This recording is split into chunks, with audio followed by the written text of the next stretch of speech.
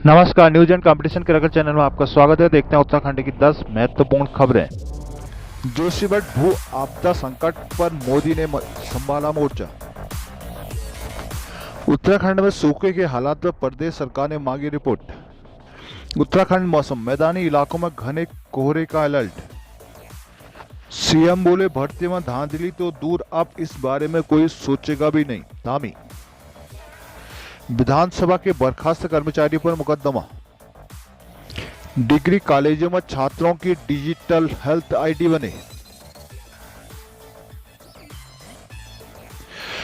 लेखपाल पटवारी परीक्षा देने पहुंचे हजारों युवा, अव्यवस्थाओं के बीच धक्के मुक्के खाते रहे परीक्षार्थी। जामरानी पेयजल योजना को केंद्र पोषित कराने की तैयारी। हल्द्वानी, गोलजी पूजन के साथ हल्द्वानी में उत्तरायणी मेले का रंगारंग आगाज। नैनीताल बैंक के अस्तित्व को बचाना उद्देश्य, बट फायदे में चल रहे विभाग को निजी हाथों में सौंपने की तैयारी। जोशीमठ की तरह दरक रही है नैनीताल में चाइना पीक की पहाड़ी। नैनीताल, उत्तरकाशी, चंपावत भी अति संवेदनशील। जोशीमठ में जमीन खसने कई स्थानों व घरों में दरार पड़ने की घटनाओं के बाद प्रधानमंत्री नरेंद्र मोदी ने खुद मोर्चा संभाल लिया। उन्होंने रविवार को मुख्यमंत्री पुष्कर सिंह धामी से फोन पर बात की और हर संभव मदद का आश्वासन दिया। वही संकट से निपटने के लिए प्रधानमंत्री कार्यालय पीएमओ में उच्च स्तरीय बैठक में कई महत्वपूर्ण निर्णय लिए गए। प्रधानमंत्री के प्रधान सचिव पीके मिश्रा ने रविवार को उच्च स्तरीय बैठक में जोशीमठ के एक शहरी विकास योजना तैयार करने के निर्देश अधिकारी को दिए। बैठक में फैसला लिया गया कि गृह मंत्रालय में सीमा प्रबंधन विभाग के सचिव और राष्ट्रीय आपदा प्रबंधन प्राधिकरण एनडीएमए के 4 सदस्यों की एक टीम सोमवार को उत्तराखंड जाकर हालात का जायजा लेगी और विस्तृत रिपोर्ट तैयार करेगी। बैठक में उत्तराखंड के मुख्य सचिव ने बताया कि जोशीमठ में 350 मीटर की चौड़ाई में एक लंबी पट्टी प्रभावित हुई है। एनडीआरएफ की एक और एसडीआरएफ की 4 टीमें वहीं पहुंच चुकी है। बैठक में पीएम के प्रधान सचिव पीके मिश्रा ने कहा कि राज्य सरकार की पहली प्राथमिकता लोगों को सुरक्षित स्थानों पर ले जाने की होनी चाहिए। उन्होंने कहा कि क्षेत्र में निरंतर भूकंपी निगरानी की जाए तथा इस स्थिति के मद्देनजर मौजूदा खतरे को ध्यान में रखते हुए जोशीमठ के लिए एक शहरी विकास योजना तैयार की जानी चाहिए। बैठक में कैबिनेट सचिव, गृह सचिव के अलावा एनडीएमए के वरिष्ठ अधिकारी मौजूद रहे। मुख्यमंत्री धामी रविवार दोपहर पीएम नरेंद्र मोदी की दिवंगत माता हरिबहन को श्रद्धांजलि देने गांधी पार्क में आयोजित यज्ञ में हिस्सा लेने के लिए पहुंचे थे। इसी बीच उन्हें मोदी का फोन आया और सीएम ने पार्क में खड़े होकर प्रधानमंत्री से काफी देर तक बात की।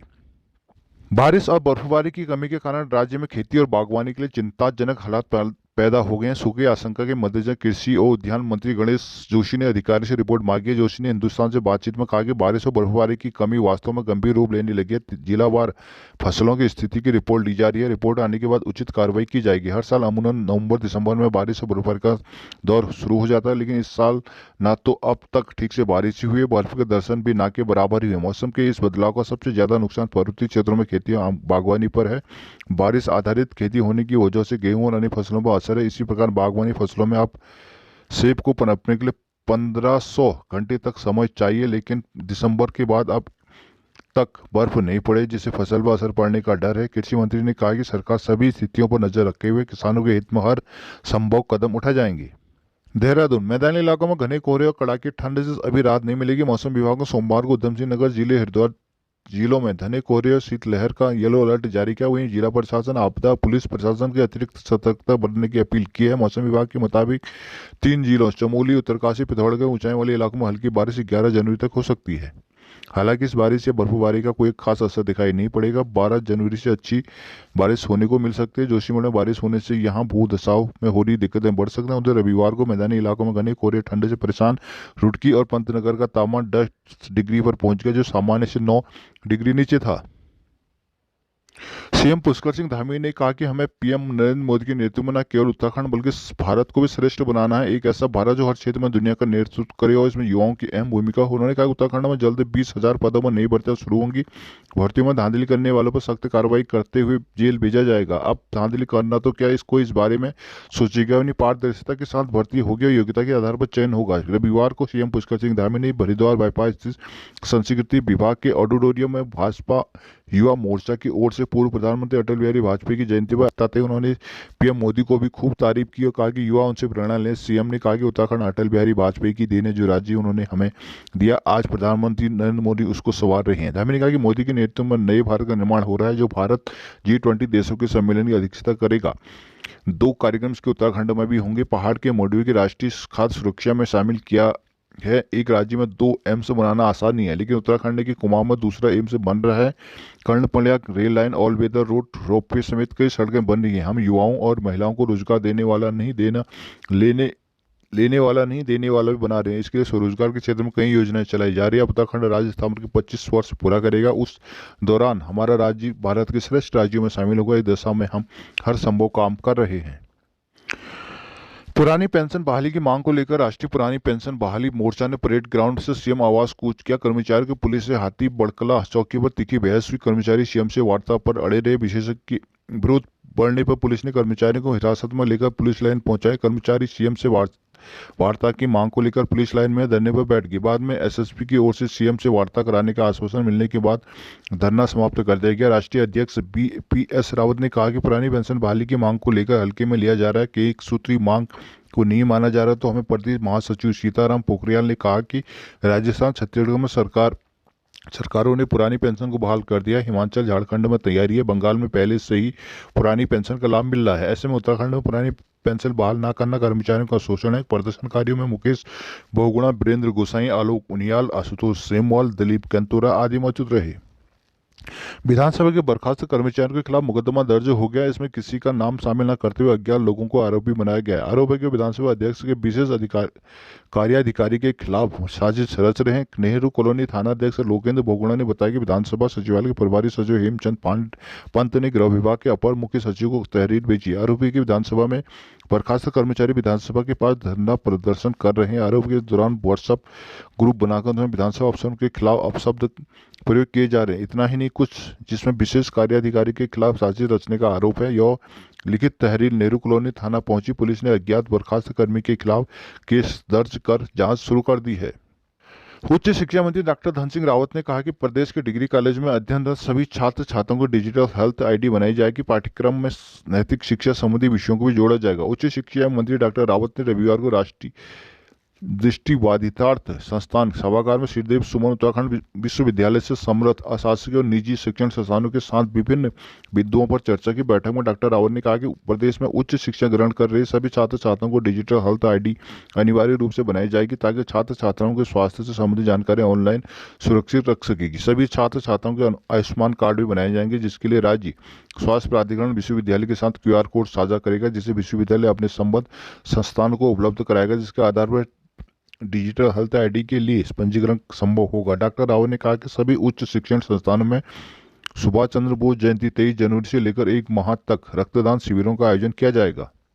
लोक सेवा आयोग की परीक्षा देने के लिए विभिन्न जगहों से करीब 22,000 अभ्यर्थी हल्द्वानी पहुंचे। हल्द्वानी में 59 परीक्षा केंद्रों पर परीक्षा के बाद सैकड़ों अभ्यर्थी वापस जाने के लिए रोडवेज स्टेशन पहुंचे, लेकिन बसें नहीं होने के कारण उन्हें यहाँ वहाँ धक्के खाने को मजबूर होना पड़ा। रोडवेज प्रबंधन ने विभिन्न रूटों पर 15 से ज्यादा बसें चढ़ाकर स्थिति को किसी तरह संभाला। रविवार सुबह हजारों की संख्या में अभ्यर्थी हल्द्वानी पहुंचे। दोपहर में करीब 1 बजे जैसी परीक्षा खत्म हुई, अभ्यर्थियों का रोडवेज बस स्टेशन पहुंचने का सिलसिला शुरू हो गया, जिसमें पर्वतीय इलाकों के साथ मैदानी क्षेत्रों के अभ्यर्थी में शामिल थे। तब तक अधिकांश बसें अपने अपने रूट को निकल चुकी थी। हालात युवा की किसी भी रूट की बसें देखते ही अभ्यर्थी सीट के लिए टूट पड़े। एक सीट के लिए 10-10 युवा संघर्ष करते दिखाई दिए। कई यात्री खिड़की से बस में दाखिल होते दिखे। हालात बिगड़ते देख रोडवेज प्रबंधन ने 15 अतिरिक्त बसों का संचालन किया, जिन्हें नैनीताल, रामनगर, टनकपुर, भोपाली, बरेली, रामपुर, मुरादाबाद आदि रूटों को भेजा गया।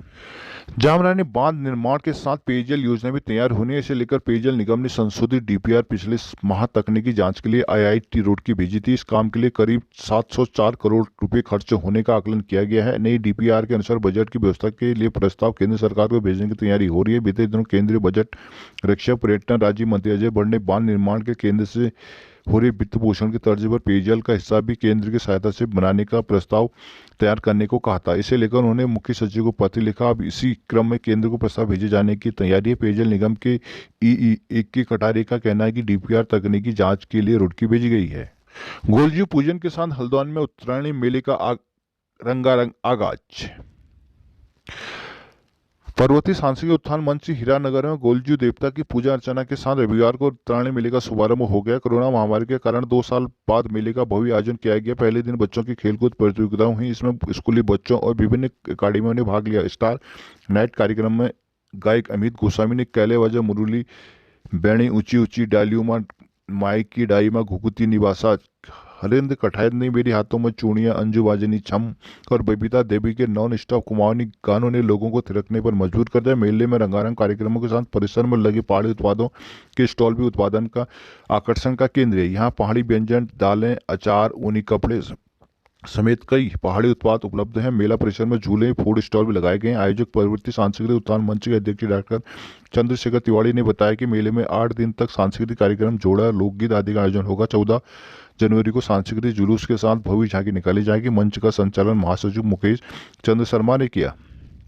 जगदंगा नगर स्थित एक बैंकेट हॉल में रविवार को नैनीताल बैंक यूनाइटेड फोरम के बैनर तले बैठक का आयोजन किया गया। इसमें 5 राज्यों से पहुंचे 1100 कर्मचारियों ने शिरकत की। अधिवेशन का शुभारंभ केंद्रीय पर्यटन राज्य रक्षा राज्य मंत्री अजय भट्ट ने किया। कार्यक्रम में नैनीताल बैंक को बैंक ऑफ बड़ौदा द्वारा निजी हाथों में सौंपने को निकाली गई निविदा निरस्त करवाने की मांग की गई। फोरम के अध्यक्ष चंद्रशेखर कानियाल ने कहा कि नैनीताल बैंक, जिसमें बैंक ऑफ बड़ौदा की 58.57 अंशधारित है, वर्तमान में अपनी 165 शाखाओं के साथ उत्तर भारतीय क्षेत्र, दिल्ली, यूपी, हरियाणा, राजस्थान और मुख्य रूप से उत्तराखंड में फैला हुआ है। नैनीताल बैंक के पिछले 50 वर्षों से लाभ अर्जित करने वाला संस्थान है। बैंक ऑफ बड़ौदा का औसतन 22% का लाभांश देता रहा है। उन्होंने कहा कि नैनीताल बैंक उत्तराखंड सरकार को सर्वाधिक टैक्स देने वाले संस्थानों में अग्रणी है। रक्षा राज्य मंत्री ने कहा कि नैनीताल बैंक उत्तराखंड का स्वाभिमान है। पिछले 100 वर्षों से लगातार Nainital bank reserve bank of India के अंतर्गत लाखों ग्राहकों को अपनी सेवाएं दे रहा है। कार्यक्रम में सीएमए प्रतिनिधि के रूप में पहुंचे ध्रुव रौतेला ने कहा कि सीएम पुष्कर सिंह धामी मामले की गंभीरता को लेकर चिंतित है। नैनीताल की विधायिका सरिता आर्या ने कर्मचारियों को आश्वासन दिया कि वो इस मामले को लेकर जो भी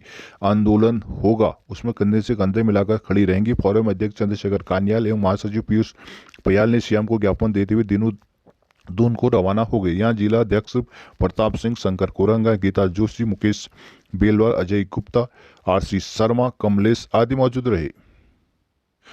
मेडिकल छात्रों की होगी प्रभावित। रेडियोलॉजी विभाग मेडिकल कॉलेज के महत्वपूर्ण विभागों में से एक। यहाँ के रिपोर्ट के आधार पर डॉक्टर मरीजों का इलाज करते हैं। इन रिपोर्ट को मेडिकल की पढ़ाई कर रहे छात्रों को भी जानना समझना होता है। निजी हाथों में सौंपने के बाद छात्रों को विभाग में जाना, वो पूरी प्रक्रिया को समझना मुश्किल हो जाएगा। एसटीएच में दवा या फिर कोई अन्य जरूरी काम करना होता है तो फंड को मुख्यालय की इजाजत से इस्तेमाल किया जाता है। महेंद्र मोहन भट्ट, राजकीय मेडिकल कॉलेज का रेडियोलॉजी विभाग अत्याधुनिक मशीनों से लैस है। सस्ते में मरीजों की सुविधा उपलब्ध कराने के बावजूद विभाग की अच्छी आय होती है। हैरानी की बात यह कि इस विभाग को सरकार निजी हाथों में सौंपने की तैयारी कर रहा है। फिर किसी भी निजी अस्पताल की तरह मेडिकल कॉलेज के एसटीएच में रेडियोलॉजी सबसे महत्वपूर्ण विभागों में से एक है। इलाज के लिए आए मरीज 2 तरह की जाँच होती है, एक पैथोलॉजी और दूसरा रेडियोलॉजी संबंधी। एसटीएच में आधुनिक मशीनों से अल्ट्रासाउंड, एमआरआई व सीटी स्कैन होता है। अगस्त में यहाँ रेडियोलॉजिस्ट डॉक्टर तपिस रायपा ने ज्वाइन कर लिया है। उधर एक और रेडियोलॉजिस्ट ने इंटरव्यू देकर ज्वाइन करने की इच्छा जताई है। विभाग में करीब 14 से ज्यादा अनुभवी टेक्नीशियन भी है, जिनके चलते रोजाना करीब 35 एमआरआई, 40 अल्ट्रासाउंड, 350 डिजिटल एक्सरे सहित 500 से ज्यादा जांच होती है। इन सबसे कॉलेज प्रबंधन की प्रतिदिन 1.5 लाख से अधिक और महीने में करीब 47 लाख की आय होती है। जानकारों को कहना है कि इसमें से यदि फिल्में जो एक्सरे, एमआरआई, सीटी स्कैन में इस्तेमाल होते हैं उनका खर्चा निकाल भी लिया जाए तब भी विभाग को हर साल 25 लाख रुपये बचते हैं। भूगर्भीय हलचल को लेकर जोशीमठ इन दिनों सुर्खियों में है, लेकिन जोशीमठ ही नहीं बल्कि प्रदेश के अन्य 3 शहर ऐसे हैं जो भूगर्भीय गतिविधियों के दौरान अति संवेदनशील माने गए, जिसमें नैनीताल, उत्तरकाशी, चंपावत को भूवैज्ञानिकों ने भूस्खलन और भू धसाव के लिहाज से गंभीर बताया। विशेषज्ञों का कहना है कि प्रकृति से छेड़छाड़ के बजाय इसे बनाए रखने को ठोस नीति की आवश्यकता है। कुमाऊं विश्वविद्यालय के भूगर्भ विज्ञान विभाग के वरिष्ठ वैज्ञानिक प्रोफेसर बीएस कोटलिया ने कहा कि जोशीमठ की स्थिति भयानक है। ग्लेशियर मलबे के ढेर के ऊपर स्थापित किए गए शहर में लगातार प्रकृति से छेड़छाड़ का नतीजा है। साथ ही जोशीमठ के लिए सीवरेज भी बड़ी समस्या है। इस तरह की घटनाएं पूर्व में हो चुकी है, जिन पर अमल करने की बजाय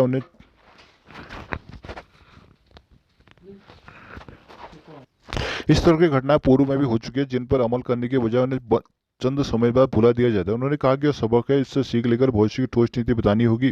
उन्होंने जोशीमठ के साथ ही नैनीताल शहर को भी अति संवेदनशील बताया। यदि स्थिति बेहतर न हो तो नैनीताल शहर का भी यही हाल होने वाला है। नैनीताल के मोहानी पर स्थित बलिया नाला क्षेत्र भूस्खलन की दृष्टि से अति संवेदनशील है। इसे लेकर उन्होंने 3 दशक पूर्व शोध कार्य शुरू कर दिया था। रिसर्च में पाया गया कि बलिया नाला क्षेत्र को पहाड़ी हर वर्ष करीब 1 मीटर ढह है। क्षेत्र में 10 एक्टिव भूस्खलन के केंद्र बिंदु ऐसे हैं जिसमें पहाड़ियों का भूस्खलन आम बात है। उन्होंने चिंता व्यक्त की, इसके लिए बावजूद पॉलिसी मेकर नीति ठोस नीति नहीं बना सके। उन्होंने उत्तरकाशी को भी अति संवेदनशील बताते हुए कहा कि उत्तरकाशी में चूने की पहाड़ियां हैं। ठीक जोशीमठ की तर्ज पर उत्तरकाशी की नींव भी टिकी हुई है, जहां प्राकृतिक घटनाएं अधिक होने की संभावना है। उन्होंने चंपावत में रॉक कमजोर बताई, कहा कि सूखी डांग में सबसे अधिक कमजोर पहाड़ है। टनकपुर चंपावत मार्ग बेहद संवेदनशील है। उन्होंने चिंता जाहिर की करते हुए कहा कि सर्वे और विशेषज्ञों की रिपोर्टों के बावजूद शासन प्रशासन स्तर पर ठोस नीति नहीं बनाई जाती।